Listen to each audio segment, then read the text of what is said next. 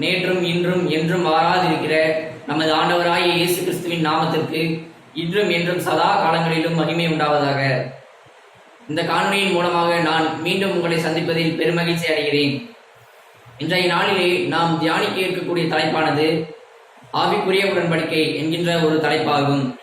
ஆவிக்குரிய உடன்படிக்கை என்ற தலைப்பின் கீழாக தானியேல் புஸ்தகத்திலிருந்து ஒரு சில காரியங்களை குறித்து நாம் பார்ப்போம். அதிலும் குறிப்பாக தானியேல் உட்பட சாத்ராக், மேசாக், ஆபேத்நேகோ என்பவர்கள் தங்களின் ஆவிக்குரிய ஜீவியத்திலே பண்ணிக்கொண்ட உடன்படிக்கைகளை குறித்து நாம் பார்ப்போம். முதலாவதாக அவர்கள் தங்கள் வாலிபத்துடன் உடன்படிக்கை பண்ணிக்கொண்டார்கள்.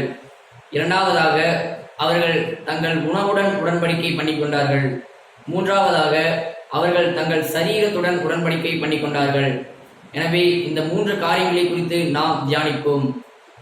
முதல் காரியமாக வாலிபத்துடன் உடன்படிக்கை.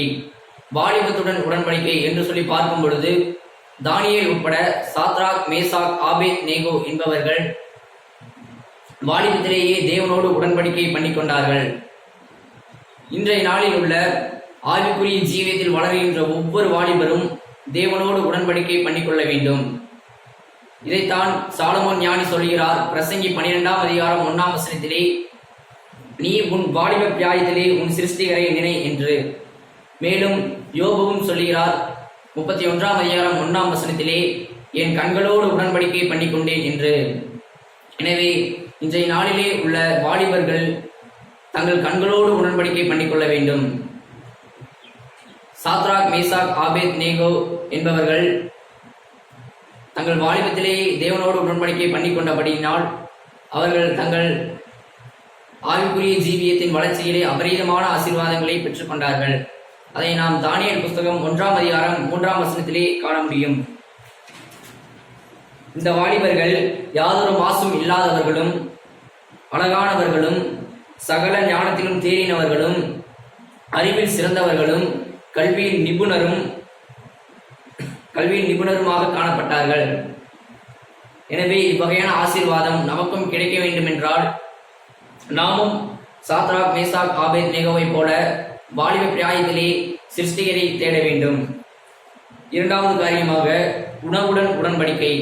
உணவுடன் உடன்படிக்கை என்று சொல்லி பார்க்கும் பொழுது தானியேல் உட்பட சாத்ராக், மேசாக், ஆபேத்நேகோ என்பவர்கள் உணவுடன் உடன்படிக்கை பண்ணிக்கொண்டார்கள்.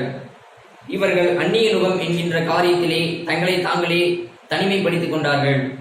இவர்கள் ராஜ போஜனத்தை தீட்டு என்று எண்ணினார்கள்.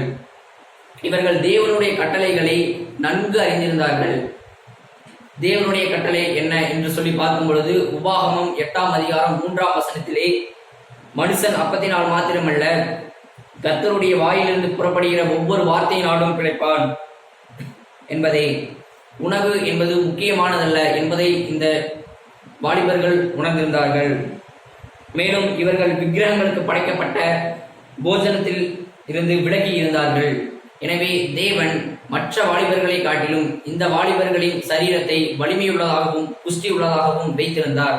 அதை நாம் தானியேல் 1ஆம் அதிகாரம் 15ஆம் வசனத்திலே காண முடியும். ராஜ போஜனத்தை புசித்த எல்லா வாலிபரை பார்க்கிலும் அவர்கள் முகம் கலையுள்ளதாயும் புஷ்டி உள்ளதாயும் காணப்பட்டது. எனவே அந்த வாலிபர்கள் உணவுடன் உடன்படிக்கை பண்ணிக்கொண்டு தேவனுக்கு விரோதமான போஜனத்திலிருந்து விலகி இருந்தார்கள். மூன்றாவது காரியமாக சரீரத்துடன் உடன்படிக்கை. சரீரத்துடன் உடன்படிக்கை என்று சொல்லி பார்க்கும் பொழுது சாத்ராக், மேசாக், ஆபேத்நேகோ என்பவர்கள் தங்கள் சரீரத்துடன் உடன்படிக்கை பண்ணிக்கொண்டார்கள். நேபுகாத்நேச்சார் செய்த பொற்சிலையை பாபிலோன் தேசமும் சுற்றியிருந்த தேசத்தில் உள்ள மக்களும் வணங்கினார்கள். ஆனால் அந்த 3 வாலிபர்கள் மட்டும் அந்த சிலையை வணங்கவில்லை. எனவே இவர்களை எரிகிற அக்னியை 7 மடங்கு அதிகமாக்கி அக்னியின் நடுவே தள்ள ராஜாவினால் கட்டளை பிறக்கப்பட்டது. இவர்கள் தங்களுடைய உயிரையும் சரீரங்களையும் துச்சம் என்றும் அற்ப பிரயோஜனம் உள்ளது என்றும் எண்ணினார்கள். இவர்கள் தங்களுடைய சரீரங்களை ஜீவ பலியாக ஒப்புக் கொடுத்தார்கள்.